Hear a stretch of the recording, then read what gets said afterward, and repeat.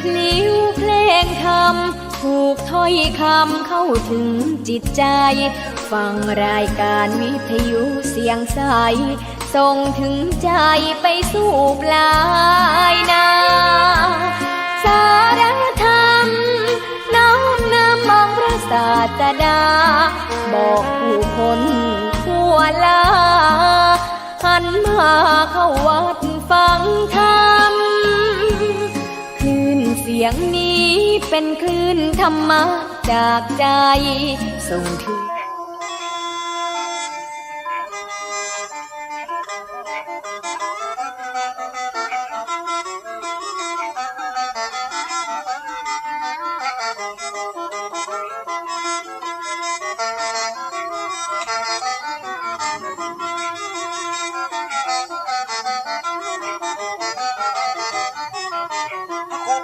ผู้ไทยรัตนปัญโย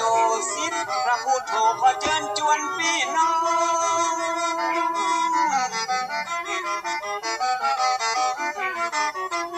สาธุชนทุกคนแห่งห้องล้านนาตัวต้องบอกว่าไกลมาฟังรายการดีมีสาระน้อมนำธรรมะมาสาธยายขึ้น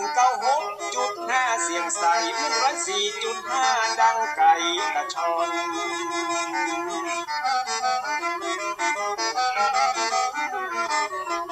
ห้องบ่ดีบ่เอามาตำห้องบ่ลำบ่เอามาป้อนปรมัตถธรรมที่เป็นยอดมอนของพระชินวรทรงตรัสสอนสั่งมันมา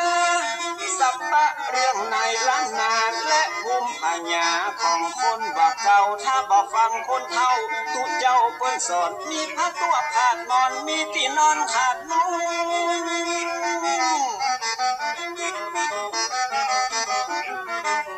วันหน้าวันตามันจะหยาบยุ่ง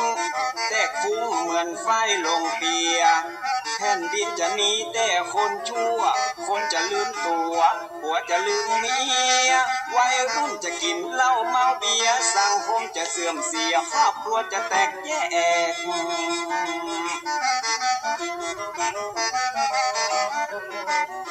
ถ้าฟังคนเฒ่าตุเจ้าเพื่อนสอนมีผ้าตัวมีหมอนมีที่นอนมุ้งแขก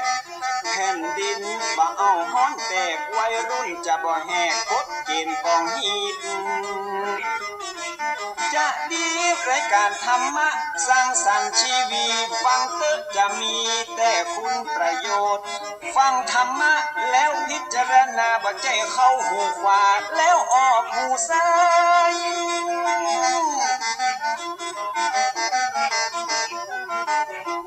มีประโยชน์เมื่อนำมาใจในชีวิตอย่างมหาศาลเตือนบ่ผู้ใดประมาทบ่ขาดเรื่องกินเรื่องทานคนมีศีลย่อมมาดลบันดาลให้สุขสำราญเจริญรุ่งโรจน์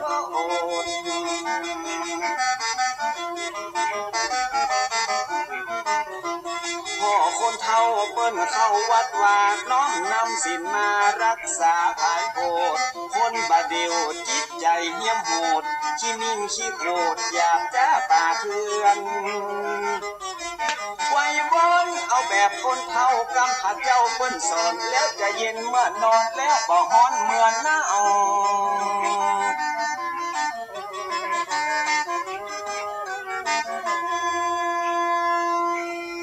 ขอความงอกงามในธรรมขององค์พระสัมมาสัมพุทธเจ้าจงมาเกิดไม่แก่บรรดาท่านสาธุชนพุทธบริษัททุกท่าน ที่ฟังรายการทานธรรมทางสงบ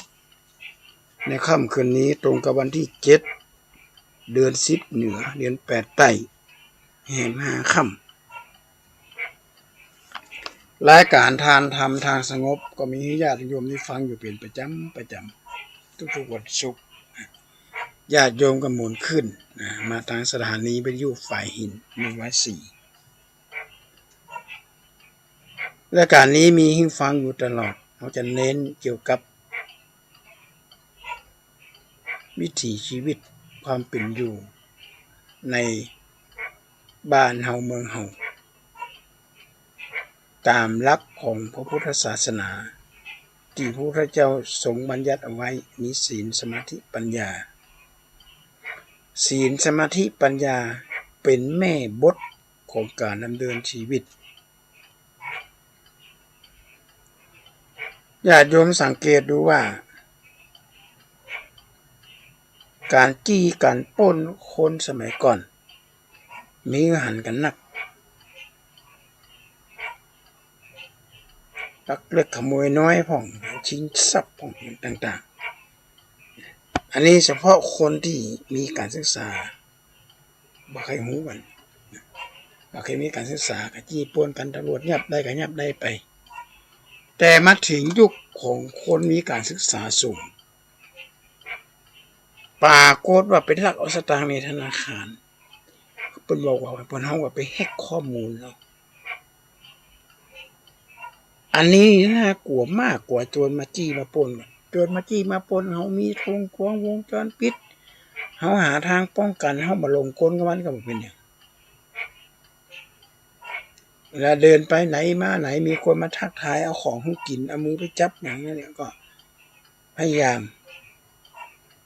อย่าเข้าใกล้อย่าเอามือไปจับแม้กระทั่งเอานามบัตรมายื่นให้ดมเอานามบัตรก็นอนเป็นลมเลยก็มีเป็นสารเคมีนี่ใครเป็นคนทำก็คนลวกนั่นแหละญาติโยมคนมีความรู้ที่เป็นบอกว่าเหมือนมีดดาบไม่มีฝักระเบิดไม่มีสลักนิรภัยรถยนต์ไม่มีเบรกเอามาฮือบรรดาจะเอาใครจะกล้าขี่จะยุดก็ยุดไปแล้วกับปุ่งไปทางหน้าอย่างเดียวคนมีการศึกษาสูงแต่ไร้คุณธรรมอันนี้น่ากลัวมากที่สุดในนิสัยสมัยนี้การศึกษาคือการเพาะความงอกงามให้กับบ้านเมืองบ้านไหนเมืองไหนมีการศึกษาดีเข้าวัดเข้าวาฟังเทศน์ฟังธรรมอบรมศีลธรรมละอ่อนตั้งแต่น้อยๆในสมัยมันยังเล็กน้อยอ่อนคนนี้ก็มีธรรมะมีหลักธรรมซ่อนอยู่ในหัวใจตลอดเหมือนปู่ย่าตาทวดเฮาเลยญาติโยมอาตมาภาพลงพื้นสนามทำงานวิจัยเกี่ยวกับสถาบันครอบครัวถามมาอยู่กันจะพอเท่าพอเธออยู่กันได้อย่างไรโอ้ใจเขาท่านผัวเป็นไฟเมียเป็นน้ำก่อยฮดก่อยอู้กันไปถ้าผัวเป็นไฟเมียก็เป็นไฟก็อยู่ด้วยกันไม่ได้ละถ้าเมียด่าก็ผัวก็เดินไปที่อื่นเหี่ยไกลๆเป็นอันว่าเมียหูแล้วว่าผัวมาโต้ตอบผัวมีความผิดถ้าผัวด่าเมียเดินไปที่อื่นเหี่ยผัวก็ต้องหูว่าเมียทำผิดจะมาเถียงตาปูดตาแม่นตาเลือกตาข้างว่าตัวเองบ่ผิดอันนี้มาได้ล่ะและแถมอย่างหนึ่งมันแยกมาได้ท่านเพราะอย่างโยมก็ไปแยกได้อย่างไรเราอ่อนน้อยตาใสมองไม่แม่งไผ่จะพอจะกวยกับพาพ่อกับพาแม่ตั้งแต่น้อยหนีไปมีเมียใหม่หนีไปมีความสุขไปละให้ลูกน้อยตาใสมองแม่งเนี่ยเขาจะละอะไรก่อนอันนี้คืออุดมการณ์คนสมัยโบราณคนสมัยโบราณเปิ้นเอาอย่างมาเกิดก็เปิ้นเอาข้อคิดได้จากวัดมาละกับพี่ตาอีพ่อเพื่อมันจะได้แยกกันว่าคนสมัยนี้นะญาติโยมเฮาศึกษาผิดแบบผิดแผนกันโฟนมีดจนคมแต่เอาฟักมันมีฟักมันมีดาบอย่างมันมีฟักมาใส่ล่ะแปลงปืนออกมาก็มีสลักนิรภัยแปลงระเบิดออกมาก็บอกมีสลักนิรภัยไผอย่ากล้าอยู่ใกล้มันก็ทิ่มเขาใส่กับมีดจะบาดมือระเบิดมันก็ตกเขาใส่ถ้าระเบิดมีสลักนิรภัยจงขนาดไหนจงจากบนเครื่องบินลงมาทั้งลูกมันก็มาแตกก็อย่างมันมีสลักนิรภัยถ้าดึงสลักนิรภัยกำจงจุ่มเลยอันนี้คือการศึกษาที่การศึกษาคนยุคนี้สมัยนี้โดยเฉพาะบ้านเฮาอันนี้หลักสูตรพระพุทธศาสนาได้ถูกยกเลิกออกจาก ตารางการสอนศีลธรรมพระสงฆ์พยายามหาทางที่สุดโดยกรมการศาสนากรมการศาสนาหรือว่าสำนักงานพุทธศาสนาเนี่ยเปิ้นก็ส่งพระเป็นอาจารย์เป็นครูสอนศีลธรรมมาออกบางโรงเรียนก็ตัดออกญาติโยมไม่มีตารางนะไม่มีตารางสอนเพราะเด็กจะต้องไปเข้าค่ายเด็กจะต้องไปเรียนพิเศษครูบาอาจารย์นะ จะไม่ได้ย้ายโรงเรียนเลยอันนี้แหละคือปัญหานักที่สุดในละอ่อนมีอกุศลจิตโดยการยึดเอาสิทธิเสรีภาพขึ้นมามันเป็นสิทธิแหละของหนูเองโดยบางคำเรียนถึงว่าครูบาอาจารย์พยายามที่จะหันความสำคัญของหนูหันความสำคัญของละอ่อนน้อยเหมือนกับดินเหนียวที่มันกำลังอ่อนจะปั้นเป็นอย่างก็ได้จะปั้นเป็นหมอเป็นพยาบาลเป็นตำรวจก็เป็นปลัดอำเภอก็หรือเป็นพ่อกาวาลิตอย่างต่างๆเราสามารถปั้นได้ปั้นเมื่อยังอ่อนๆอยู่นะยังเป็นดินอ่อนอยู่เพราะเราต้องถามปู่ย่าตาทวดเขาที่เป็นได้ดิบได้ดีมีเงินมีทองมีบ้านมีอย่างเนี้ยเปิ้นมาใบใดเนี่ยเปิ้นอิดเปิ้นหิวเปิ้นเน็ตเปิ้นเนยมากว่าจะได้มาสิ่งบ้านหนึ่งหลังตีบินตีขินอย่างต่างๆนะเกิดจากการทุกข์ทรมานได้มาแล้วคนสมัยนี้เคยหันความสำคัญมันนึกถึงเลยนะมันนึกถึงเลยเป็นบอกว่าได้เสื้ออย่าลืมผ้าได้ปลาอย่าลืมบดได้ปลาอย่าลืมข้าวบดได้อยู่ราชรถอย่าลืมกะโหลอยู่ตึกหลังโตแล้วอย่าลืมตักแม่ได้เสื้ออย่าลืมผ้าอะไรกันนะเขาว่าได้ใส่เสื้อเสื้อกับเสื้อต่างประเทศเสื้อมาจากโรงงานเนี่ยจะไปลืมผ้าอ้อมของแม่ที่อ้อมเพื่อปกหัวน้อยจะหมุนเหมือนไม่น้อย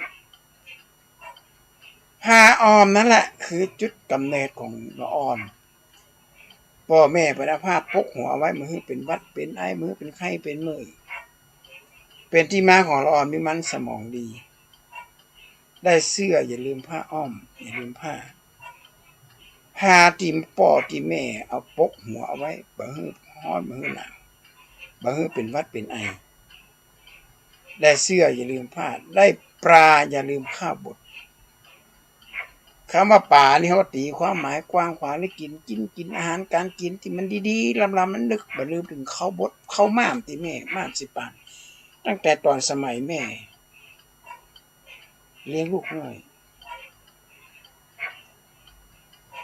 พอละอ่อนมันอู้บ่ได้นะญาติโยมละอ่อนน้อยมันอู้บ่ได้เจ็บท้องก็อู้บ่ได้กัดหูดังพ่อแม่ต้องดูดเอาขี้มูกออกจากหูดังบ่มีการรังเกียจขี้จะดูดเอาน้ำหมูกน้ำอย่างออกจากหูดังลูกเพราะละอ่อนอู้บ่จ้างอู้บ่ได้ลูกเป็นไข้แม่ก็ต้องนอนตัวติดไข้ที่อย่างบางคนมาสนใจนะและอันนี้คือพระคุณยิ่งใหญ่ของพ่อแม่ที่มีต่อลูกเดี๋ยวมาถึงถามว่าจะได้ถึงละมาได้บอกว่าตาใส่มองยี่เขาจะละอะไรกับท่าน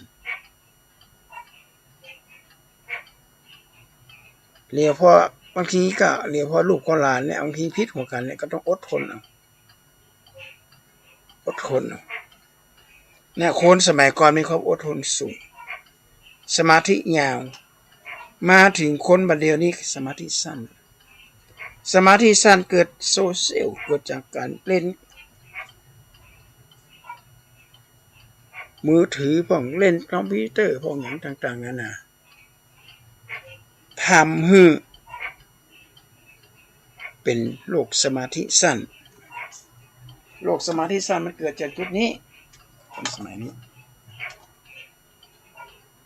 กำลังถึงอย่างนั้นนะ จ้านไว้กับบันไดละพีดหัวเทียงกันญาติโยม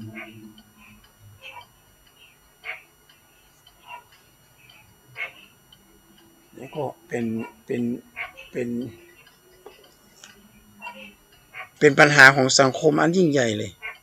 องค์การสหประชาชาติเป็นว่ามารภัยร้ายของสงครามความเหลื่อมล้ำเศรษฐกิจวิกฤตโรคระบาดธรรมชาติถูกทำลายและการล่มสลายในด้านการศึกษานี่ล่มสลายไปเลย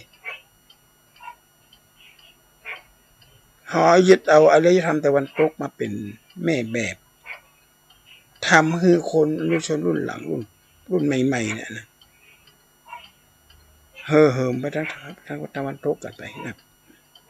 ถ้าไผ่ไปอยู่ประเทศเยอรมันเคยไปอยู่ตะวันตกญาติโยมจะได้หูคนไปเล่าให้ฟังเงินทองที่ได้มาเสียภาษีพวกเราอย่างน้อย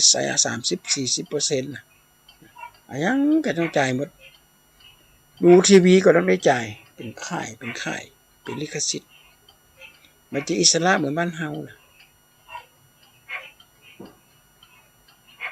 การกินการอยู่การไปไหนมาไหนอย่างต่างๆนานาเนี่ยมันเข้มงวดขนาดนักเลยเพราะอย่างกฎหมายเป็นเข้มนะคนอะไรบ้านเฮาเนี่ยนะเฮาอย่าอารมณ์อรวยกันไปเฮาอยู่อย่างพ่ออย่างแม่ผู้อะไรอยู่เขาเรียกว่าอย่างครับการปกครองแบบพ่อกับลูก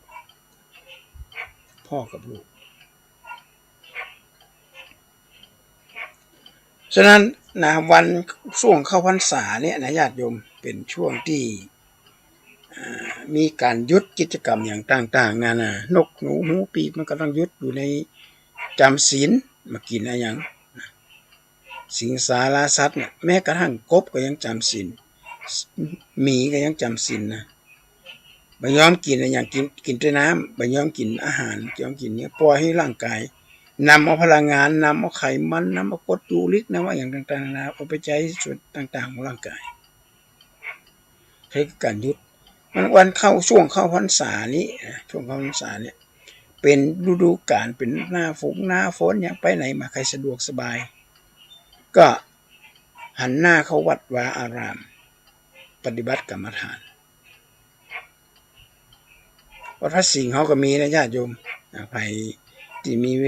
ลากับปาลูกปาหลานมานั่งฟังเทศน์ฟังธรรมแล้วก็ตอนบ่ายๆก็จะมีการปฏิบัติธรรมปฏิบัติในแนวสติปัฏฐาน4นะรูปเวทนาสัญญาสังขารวิญญาณกายเวทนาจิตธรรมนั่นแหละมีนักวิทยาศาสตร์หลายท่านอย่างบิ๊กจ๊อบคาป้าเนี่ยบิ๊กจ๊อบคาป้าบอกว่าการนั่งกรรมฐานเนี่ยอันนี้เป็นสิ่งที่มหัศจรรย์มากมหัศจรรย์อย่างไรสามารถหับผ่านความผิดปกติของจิตใจของเขาเนี่ยเขาสามารถควบคุมได้คนนั่งกรรมฐานเนี่ยนะนั่งกรรมฐานเวลาอู้กาเวลาอู้จากาไม่ได้อย่างนี้มันทำให้จิตใจมันควบคุมได้ญาติโยมที่นั่งฟังรายการนี้นะฮะอยากจะทดสอบเป็นนักวิทยาศาสตร์ก็ลองนั่งกรรมฐานก่อนนอนสัก5 นาทีกันจับเวลาไว้5 นาทีใจเวลาประมาณสัก7 วัน 8 วันวันละ5 นาทีนั่นแหละเหมือนเฮาสตางค์หยอดออมสินหยอดวันละบาทวันแรกก็ติ้งไม่ได้สองกันติ้งอยู่นะพอได้สัก2 ปีสัก1 ปีมันแตกมีเสียงแล้วใกล้จะเต็มแล้วอันนี้เขานั่งกรรมฐานวันครั้งแรก5 นาทีครั้งที่2 6 นาที7 นาที8 นาที10ก็ก้อยไปก้อยเป็นก็ก้อยไปแล้วเขาจะได้หูว่าอานิสงส์ในการนั่งกรรมฐานมันมากมายมหาศาล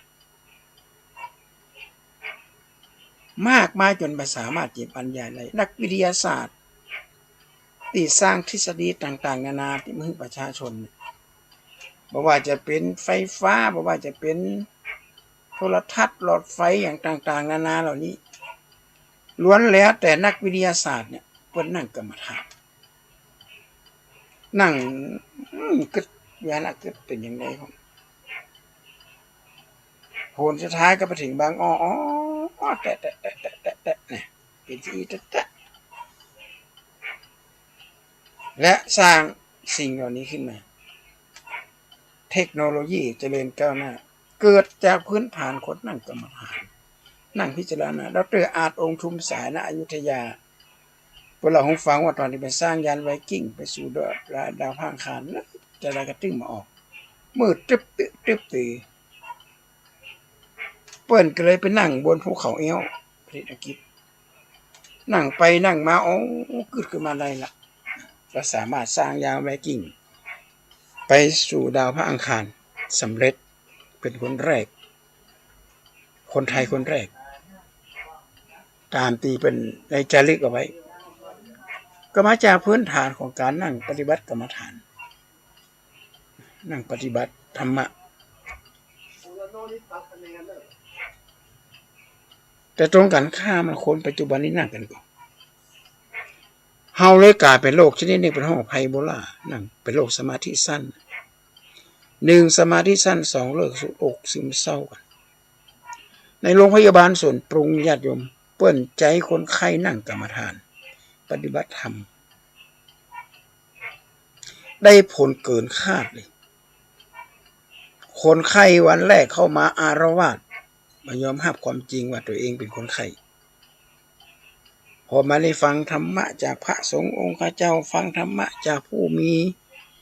ความแตกฉานทางธรรมะและรักธรรมโอ้โหบอกผมน่าจะเป็นมาตั้งนานแล้วเพราะว่าเท่าที่ฟังรู้แล้วเนี่ยพระพุทธศาสนานี่สอนจนที่ว่าตั้งแต่เกิดจนกระทั่งตาย 84,000 พระธรรมขันธ์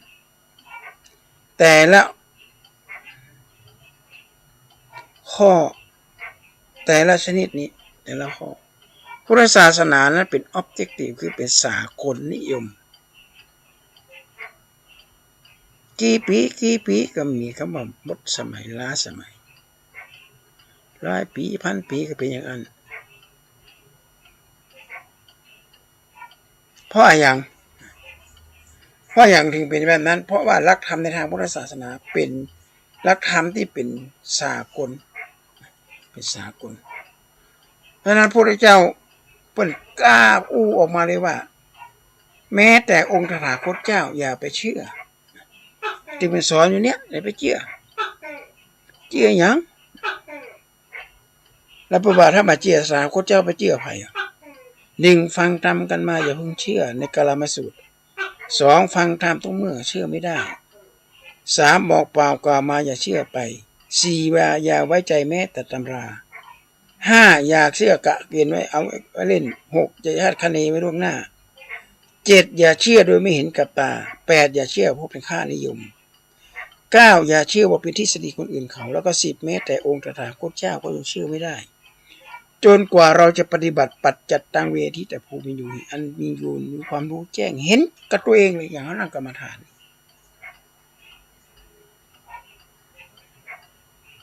นั่งกรรมฐานมีกายเวทนาเมื่อก่อนพูดถึงกายร่างกายของเราเนี่ยว่างศอกยาววาหนาคือเพิ่นยังบอกว่ากินน้อยตายยากกินมากตายง่ายกินหนักร่างกายภายในมันทำงานนักขนาดไหนญาติโยม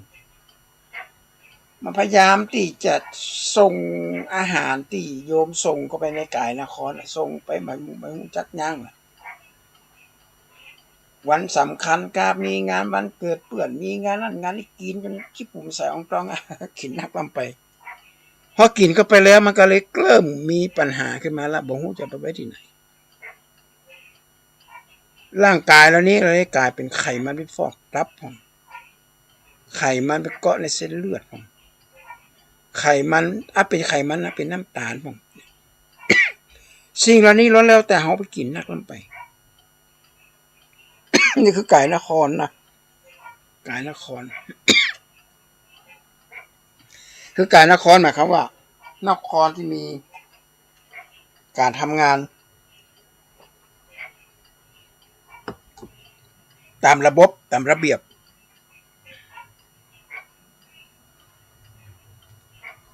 ถึงเวลาก็ต้องทำงานแต่อาหารมื้อที่ร่างกายบ่ต้องการใจเลยนะก็คืออาหารมื้อเย็นต่อไปนี้ญาติโยมก็ต้องปฏิวัติ ตู่เก่าแล้วนะเปิ้นบอกว่าถ้าจะฮื้อดีกินได้อยู่แต่ว่าหลัง6 โมงไปเนี่ยหรือหลัง4 โมงไปเนี่ยห้ามฮื้อบ่ฮื้อมี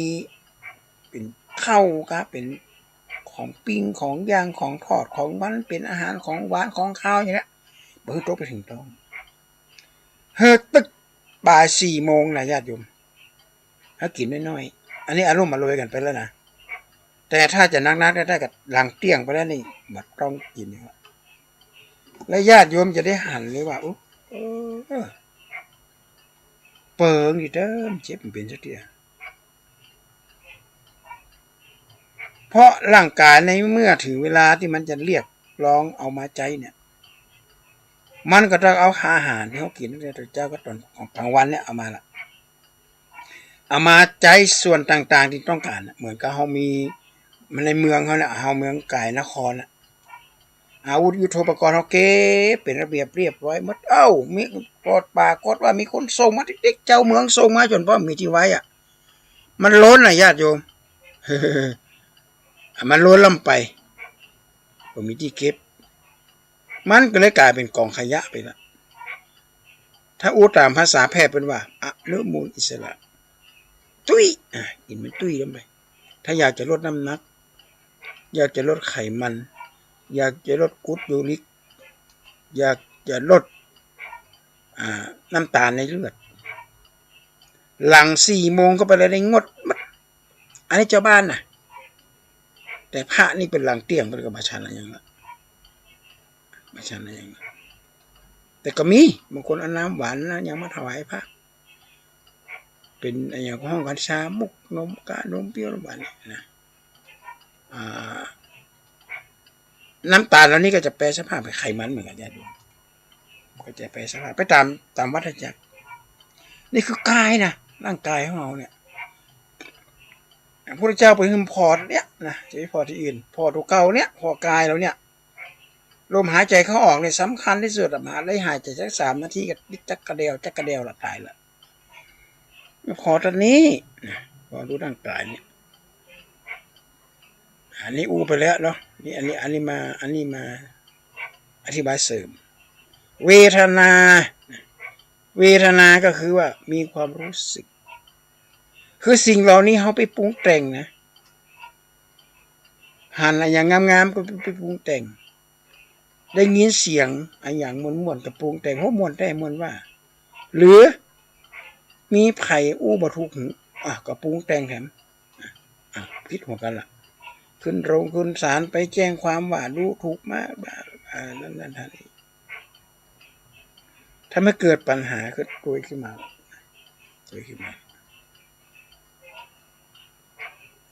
คือเวทนานั่นแหละ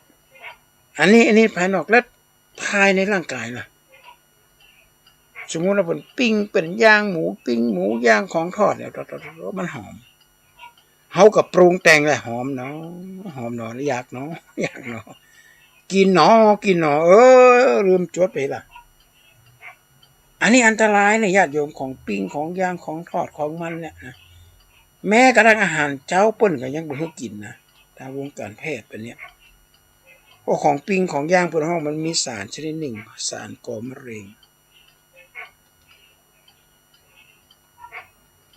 เก้าจะกิน10จะกินอันนึงเอาก็ได้หรอซื้อให้ซึ่งมันนึงกินคนเดียวบ่ต้องไปซื้อมาละไปซื้อข้างตุงข้างตางเปลืองสตางค์เพราะการค้าการขายเขาจะไปโตเป็นกับอะไรถ้าเปิดมันยากอีเปิ้ลก็บ่มีรายได้อย่างไผจะลงทุนบาทขายบาทมันเป็นได้ยังไงสินค้าบ้านเฮาก็แปลกปลากระป๋องผลิตมากระป๋องละ5 บาทเอาพริกก็ใส่3 เม็ดขาย8 บาทโอ้ทโมสั่งคุยเตะแก่นละบาทมานั่งพอนะอันถ้ากระป๋องใดมาได้ใส่พริกกระป๋องละ5 บาทบัดนี้บ่แปลงละติใส่พริกมาละพริก3 เม็ด8 บาทอย่างเงี้ยถ้าเฮาไปติดอกติดใจร้านอาหารร้านอาหารนี่นะกินร้านอาหารเราให้กินอันนี้อร่อยจะกลายเป็นว่าเฮาไปติดรสชาติล่ะโบราณเป็นบอกว่าอย่าฝากลิ้นไว้บนอาหารอย่าฝากความต้องการบนความว่างเปล่าฝากลิ้นไว้กับอาหารร้านนี้โอ้บ่รับอีกเฮ้ยจาง คำว่าจางนี่มันจะเริ่มแล้วนะคนประกอบการจะได้เอาสารบอแลกเขาใส่ก็คือผงชูรสไม่ได้ใส่ผงชูรสนะใส่อย่างใส่รสดีมันก็พีตัวเดียวกันนะกะเปิดมาเขียนไม่ลงลามดิฮะกับข้าวร้านนี่มันลามมันอร่อยฝากลิ้นไว้กับบนอาหารเอากับอาหารฝากความตั้งการไว้บนความว่างเปล่ามาได้อย่างเพราะว่างเปล่าเขาไปฝากไว้อย่างไว้อันนี้เนี่ยนี่คือเวทนาที่ความรู้สึกเขาไปปรุงแต่งมันขึ้นมาหันของสวยๆงามๆหันนี่ยิ่งเฉพาะโดยเฉพาะอาหารการกินนี่นะโอ้โหมันแปลงอย่างงามตกแต่งอย่างดีแม้กระทั่งหมูปลาที่เขาไปหั่นเนี่ยแดงปึ้งลึงเนี่ยเบื้องหลังเขามาได้เป็นแบบแดงมาเขาเอาสีใส่ขนมนะมันมีหลายสีเอาทาเข้าไปสีแดงทาดูมันโอ้โหมันของใหม่เอี่ยมเลยนะจริงๆแล้วมันใจของใหม่มันขายบ่ออกเกี่ยวกับเรื่องสีมันนี่เขาทาเข้าไปอันนี้จาก YouTube นะที่เป็นถ่ายมาเนี่ยจาก YouTube เป็นหลักถ่ายมานะเขาอย่าไปลุ่มหลงกับอาหารการกินกับเหล่านี้มันหนักลงไปถ้ามือเขาเกิดความเจ็บไข้ได้เมื่อยกันนัก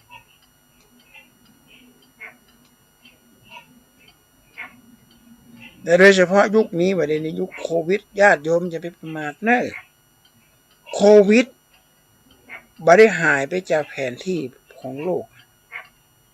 คนมีถึงเป็นถึงตายและยิ่งเป็นหลายๆครั้งยิ่งอันตรายเพราะว่าบัจสารบัจภูมิคุ้มกันเป็นนักเป็นบ่อยมันจะเข้าไปในตับเข้าไปในปอดมันสูดลมหายใจเข้าไปแล้วเชื้อนี้มันจะไปกินปอดเป็นระยะเวลาอันยาวนาน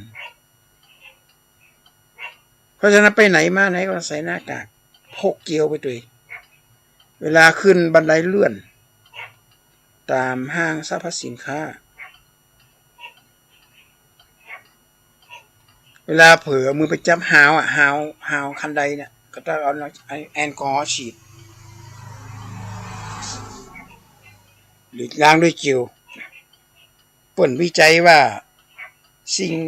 ที่อยู่แถวๆเนี้ยนะมันอันตรายมากเพราะคนท่านคนกับแม้กระทั่งธนบัตรเนี่ยญาติโยมแบงค์10แบงค์20แบงค์20แบงค์50แบงค์100แบงค์พันเนี่ยแบงค์50นี่จะไปเอาเตารีดไปรีดเนี่ยเพราะว่าใบละ50รุ่นนี้ไม่ได้ใบ50กับใบ20เนี่ยควรจะเอา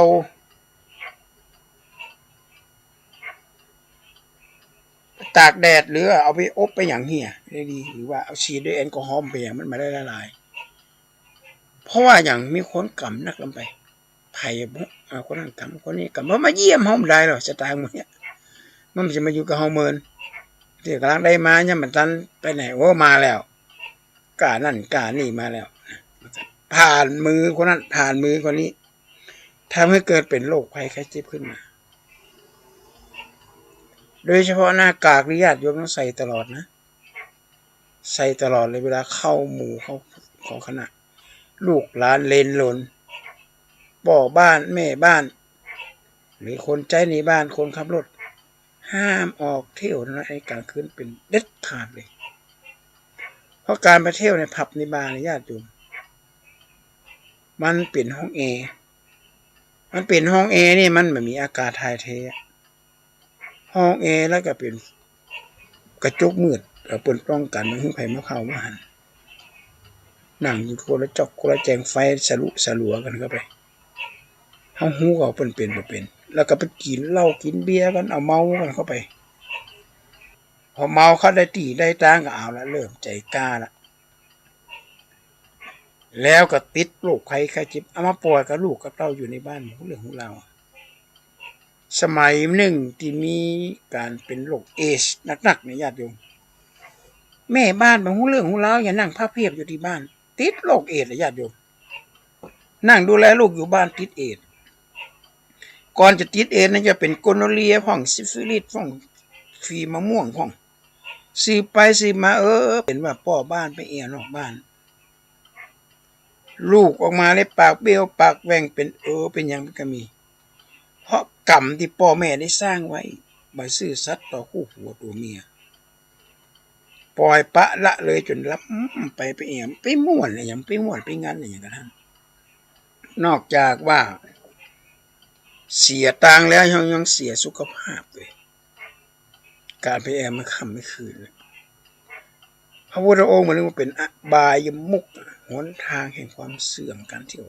เพราะการเที่ยวแม่ค่ำไม่คืนนี่มันจะมีสมัยครั้งปัจจุบันนี่นะสมัยครั้งพุทธกาลมันก็มี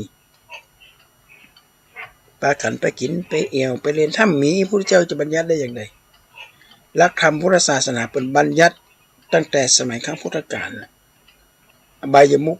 6เที่ยวกลางคืนมันกินสปะสปืนถ้ามันเกิดปัญหาต่างๆตัวมาเนี่ย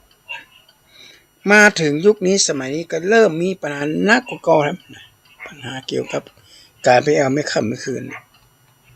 ที่สำคัญที่สุดนี่ก็คือโรคที่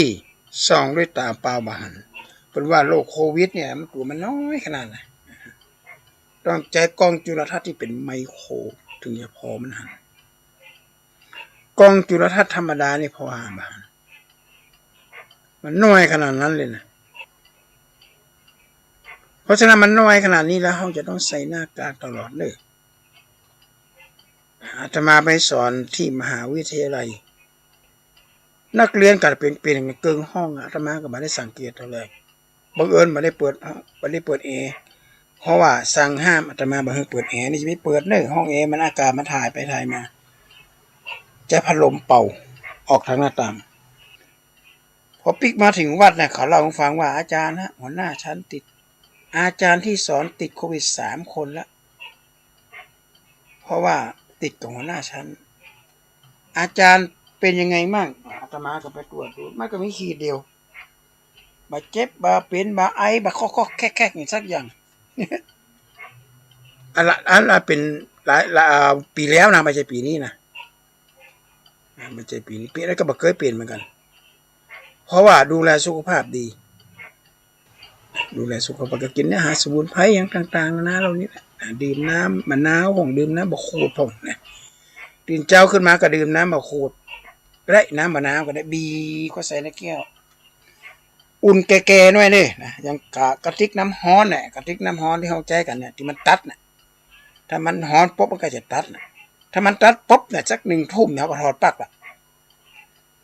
ถอดปลั๊กเสร็จตอนเช้ามันจะจับเบะเลยนะเอาเทใส่แก้วแล้วก็ดื่มน้ำดื่มจะเป็นน้ำแบบปิ้นก็ได้จะเป็นน้ำมะนาวก็ได้น้ำแบบขูดก็ได้นะหรือจะเป็นน้ำกระชายอย่างเราเนี้ยนะของเราเนี้ยนะมันของใกล้ตัวเปิดเกิดมาเพื่อช่วยเหลือประชาชนโลกทักไม้ไส้เครือหมู่นี้ญาติโยม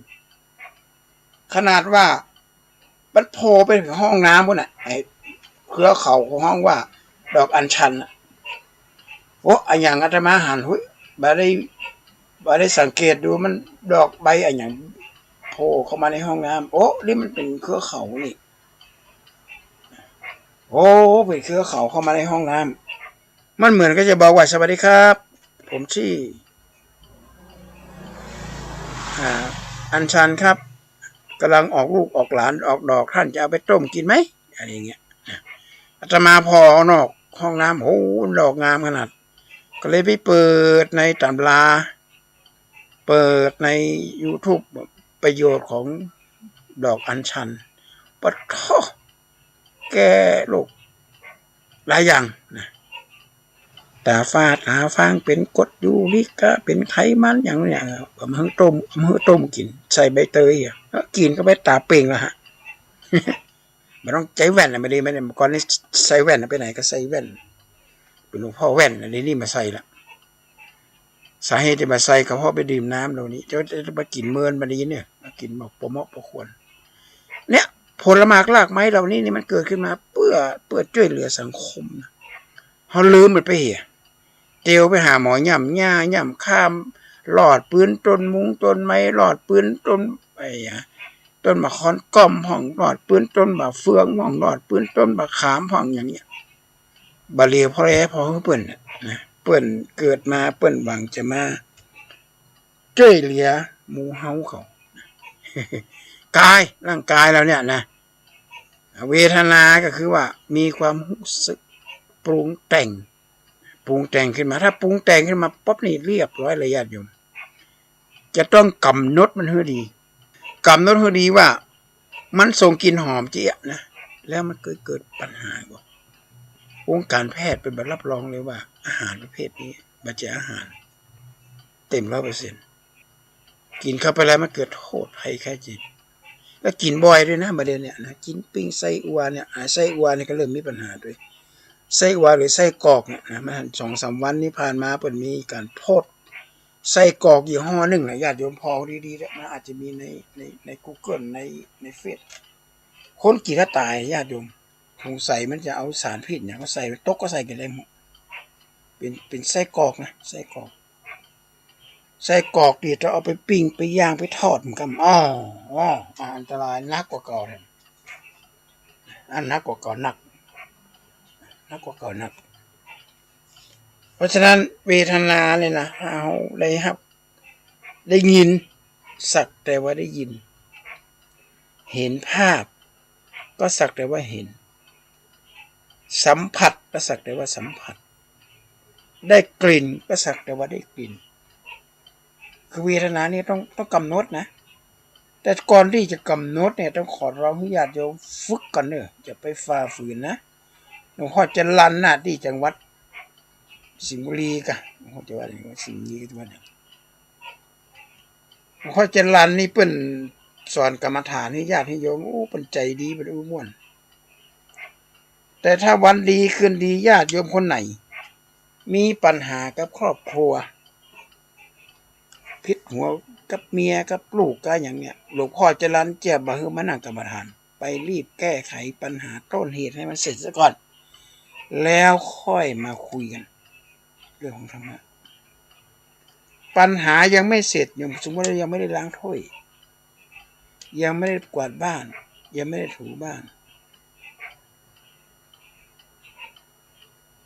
แต่ว่าไปคุยให้คนนั้นคนนี้ปรึกษามันก็มาแก้ไขปัญหาอย่างได้นี่เราต้องเพียวบ้านเพียวจองเพียวอย่างหัวหมอบมันดีมีสะสางปัญหาเขาเสร็จแล้วก็เป็นนักกรรมฐานพระญาติโยมทั้งหลายฝึกวันละ5 นาทีก่อนคนที่เป็นเคยนั่งเนี่ยบัดต้องนับละนะฮะนั่งเมินเนี่ยยิ่งนั่งนานพอนั่งปวดแข้งปวดขาโยมก็ลุกขึ้นเดินจงกรมลุกหนอย่างหนอลงหนอเหยียบหนอคือมันจะมีหลายระดับนะการเดินจงกรมนะยกหนอยกหนอพองยกหนอย่างหนอยกหนอย่างหนอยกหนอย่างหนอยกหนอย่างหนอลงหนอถูกหนอแถมนะการกราบกรรมฐานการปฏิบัติเราเนี่ยญาติโยมของใกล้ๆตัวของใกล้ตัวที่เฮาบ่ได้สังเกตดีๆว่ามันมีประโยชน์มากมายมหาศาลฝรั่งเดี๋ยวนี้นะญาติโยมคนประเทศอังกฤษคนประเทศอเมริกาคนเยอรมันมาบวชเป็นพระสงฆ์เพราะว่าพระสิงห์ UK เนี่ยนะพระสิงห์ UK เนี่ยเป็นสาขาพระสิงห์แล้วก็ทางท่านพระครูศรีเนี่ยเป็นก็ไปตั้งเป็นผู้บุกเบิกที่ประเทศอังกฤษปรากฏว่ามีแม่มมาดามคนฝรั่งไปนั่งปฏิบัติกรรมฐานกันเป็นแลบเลยนั่งก็ไม่ใช่นั่งน้อยเดียวนั่งเป็นวันๆเลยเพราะว่านั่งแล้วมีความสุขนั่งทำให้เกิดความสุขดีกว่าไปนั่งในผับในบาร์ไปนั่งในผับในบาร์เนี่ยเปิ่นมาปองเข้าเปิ่นมาเจ็ดเนี่ยเจ็ดตัวเปิ่นมาบีบมากันเนี่ยอย่าไปหลงดีใจนะฝรั่งมันบอกเขาไม่ได้บีบให้ฟรีเขาไม่ได้นวดให้ฟรีเสร็จแล้วต้องเรียกติ๊บเป็นชั่วโมงถ้าคิดเป็นเงินไทยก็เป็นปันนะญาติโยมค่าของชีพเป็นสูง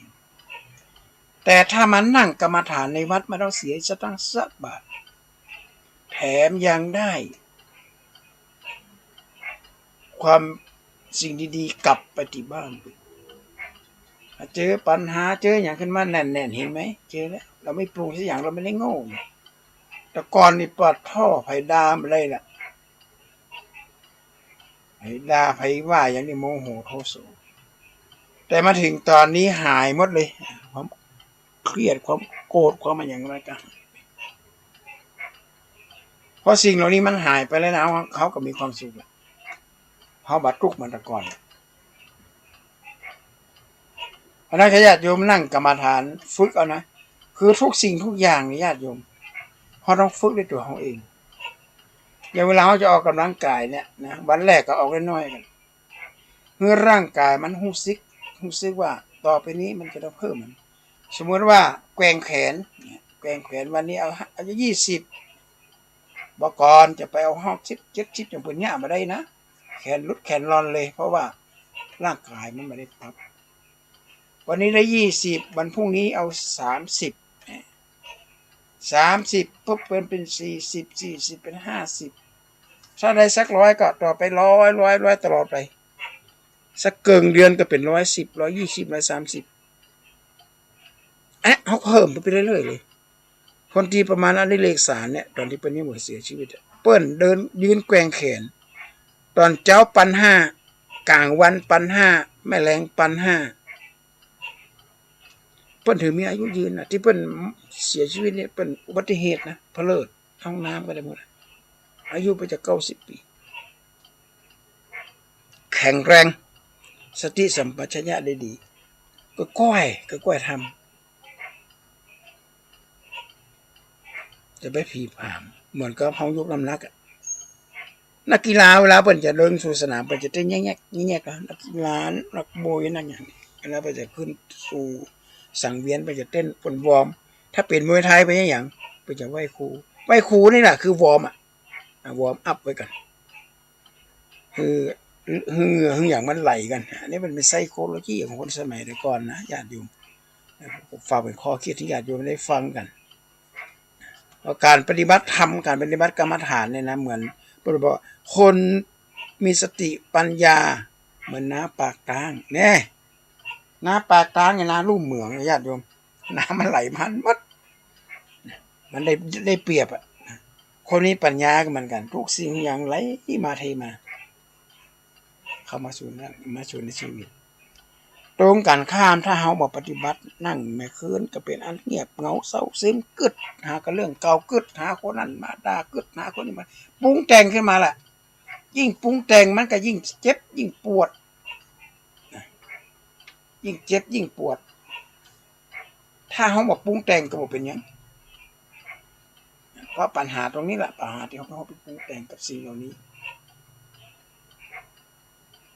ติดรสชาติของอาหารแล้วคนประกอบการนะคนเขาฝากชีวิตไว้กับร้านซุปเปอร์มาร์เก็ตก็ไปร้านสะดวกซื้อนะเขาฝากชีวิตเล็กเปิ้นจะกินอะไรอย่างก็เรียนบ้านเรียนซิปประโยชน์ก็ได้กินละมาอบมาอย่างแล้วมันสะอาดก่อนเนี่ยมันสำคัญตรงนี้สะอาดนะสะอาดในที่นี้หมายความมันมีสารพิษเจือปนก่อทำถูกต้องขั้นตอนก่อนนี่เหล่านี้แหละฮะฉะนั้นก็ทำเองอยากจะกินลูกชิ้นปิ้งก็ไม่ต้องปิ้งซื้อลูกชิ้นมาก็เอามานึ่งอยากจะกินอาหารอยากจะกินอะไรเนี่ยนะเราก็ต้อง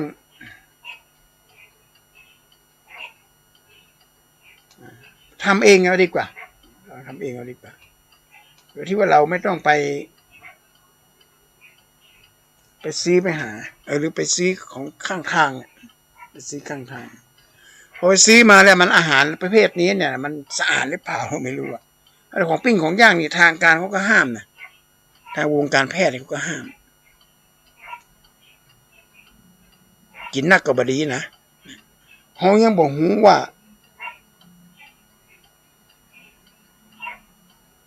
ไปใส่อย่างลงไปพอเขามีหน้าที่กินอันตรายมากเลย เปิดเมื่อกินของปิ้งเฮาก็กินของนึ่งเอากันของนึ่งนี่มันอันตรายนึ่งเอาสมุนไพรเอาเครื่องเทศยังใส่เข้าไปดีที่สุดก็คือผักผลไม้รากไม้ที่อยู่ตามหมู่รั้วบ้านปลูกเองกินเองหั่นอาตมาหั่นเป็นทำเหมือนกันนะไอ้ขวดน้ำอย่างไงเนี่ยสัก5 ลิตร10 ลิตรเนี่ยนะเป็นเอาอย่างก็มาเจาะเป็นหูนะแล้วเปิ้นก็เอาดินผสมใส่เข้าไปใส่จนเต็มเนี่ยนะแล้วก็ตีเจาะหูแล้วก็เอาหอมด้วนใส่เป็นจุดแถมกระปุกนึงก็เอาผักไผ่ใส่เป็นจุดแถมกระปุกนึงก็เอาหอมด้วนใส่เข้าไปปักด้านมันหดน้ำเอาห้อยตะมูดินจ้อยคาก็เอาห้อยตะมูห้าวัวบ้านห้างมันปรากฏว่าได้ผลเกินคาดนะญาติโยมบางคนเอาเผ็ดกระเทียมใส่เข้าไปเวลาจะกินก็เอามีเนี่ยไปตัดมาแล้วมาใส่กับข้าวแกงสะอาดเฮาไม่ได้ใส่สารกันบูดเฮาไม่ได้ใส่สารพิษถ้าไปซื้อในร้านเฮาบ่มั่นใจเลยไอ้อย่างที่แล้วได้ข่าวเพิ่นบอกว่าจังหวัดเชียงใหม่เป็นจังหวัดที่มีการใช้สารเคมีมากที่สุดเพิ่นเคยลงนะในหนังสือพิมพ์ได้อย่างนั้นนะแต่เอาเปิดลงอย่างไรจ้างเนี่ยถ้าเขาดูแลถูกเก่าทำเองนะญาติโยมก็ไม่ยากทำเองเนี่ยอย่างที่อาตมาว่านั่นแหละถังน้ำถังอย่างเก่าๆเนี่ยของใจของเก่าๆจีหูใหญ่ๆนะเอาประมาณสักเหรียญบาทของเหรียญ5ของเหรียญบาทเหรียญ10แล้วก็เสียบไปอย่างเข้าไปหดน้ำเนี่ยได้กินตลอดปีตลอดแรงญาติโยมหอมป้อมเปอร์พ่องผักชีฝรั่งเนี่ยหอมผักชีฝรั่งหอมป้อมเปอร์หอมด่วนก็อย่างเราเนี่ยที่เขากินเขาใจกันเนี่ยนะเขาไม่ต้องไปซื้อหรอกเขาปลูกเองทำเองอันนี้แหละญาติโยมเขาเรียกว่าดำเนินชีวิตแบบสันโดษตามหลักธรรมในทางพุทธศาสนาสันโดษที่มีเหตุผลนะมันจะว่าตุกนะก็มีสตางค์มีรถอย่างใจอยู่ไปขัวเสียเปรียบรถพักไม่ใช่คืออะไรมีปัญญาซื้อมีเดี๋ยวเราคือดีว่ามันมีประโยชน์ไม่ปลูกเองได้ไหมล่ะยากไหมก็ไม่เห็นยากตรงไหนเลยจะปลูกตะไคร้จะไคร้เนี่ยใส่กระมังหรือใส่อะไรสักอย่างหนึ่งไว้นอกบ้านช้ามันก็ปลูกไปเวลาเราจะกินเราก็ต้องไปตัดมาเรารู้อยู่แล้วว่าเราไม่ได้ใส่สารพิษอย่าลืมนะญาติโยมสาธุชนทั้งหลาย1 นาทีคนตายด้วยมะเร็ง7 คนทั่วโลก1 ใน 10ของโลกที่ติดมะเร็งมากที่สุดก็มีประเทศไทยติดอยู่ด้วยประเทศไทยเราเป็น1 ใน 10นะที่ติดโควิดเนี่ยที่ติดที่เป็นมะเร็งกันเยอะๆเนี่ยในวันนี้ก็มากระจัดเมืองละนะญาติโยมขอนำญาติโยมนำเอาไปใช้ให้เกิดประโยชน์กับการดำเนินชีวิตนะชีวิตคนเฮาเนี่ยบ่กว้างศอกยาววาหนาคืบกว้างศอกยาววาหนาคืบเฮาบ่ฮู้ว่ามันจะเกิดอะไรขึ้นกับเฮาก่อนถ้าเป็นพ่อคนแม่คนเป็นลูกมีซักเป็นลูกมีซักเป็นหัวหน้าคนน่ะเกิดเป็นเชื้อนี่ขึ้นมาเนี่ยไปมะเร็งนี่บางทีคนใหญ่คนโตนี่นะเป็นนะเป็นกว่าจะรู้ว่าเป็นระยะสุดท้ายล่ะมันเจ็บขี้เปียมมันเจ็บแน่นหน้าอกด้านซ้ายด้านขวาอย่างเจ็บเป็นเดือนๆเนี่ยต้องรีบไปหาหมอแต่มูนี้นี่ไม่ได้ไปหาหมอละนะปล่อยปะละเลยกินยาก็หายกันเป็นคนเดียวก็มันก็หายคนเดียวแต่ว่าเขามาเคยขึ้นมาหูมาทีหลังกำหนึ่งเอาระยะที่3แล้วท่านมันลามไปแล้วรักษาตามมีตามเกิดแล้วคีโมฉีดก็ไปหัวมดหัวองค์ตามเย็นยังก็อะไรต่างอันนี้แหละนะญาติโยมนะระมัดระวังให้ดี ในการทานทำทางสงบในวันนี้นะก็ว่าถึงวาระสุดท้ายนะวันเข้าพรรษานี้ก็เตรียมกายเตรียมใจยังไม่ค่อยดีนะเพราะว่าเข้าพรรษาเนี่ยนะเป็นโอกาสที่เราจะได้มาปฏิบัติธรรมศึกษาธรรมะหาความรู้อย่างต่างๆนานาวันนี้ก็ขอจากญาติโยมไปกันเลยโอกาสวันที่